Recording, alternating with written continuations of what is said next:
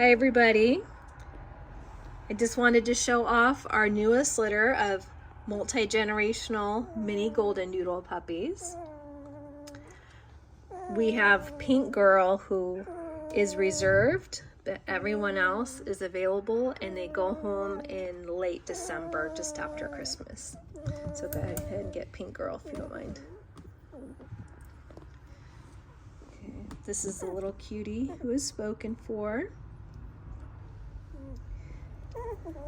Okay, here is Green Boy.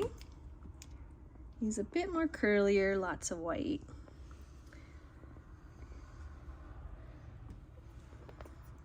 Okay, here is Yellow Boy.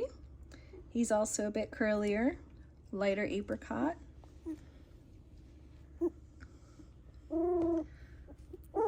Okay, this is, I can't see the collar, honey. This is Blue Boy. His coat is a little bit wavier, and he's a darker apricot.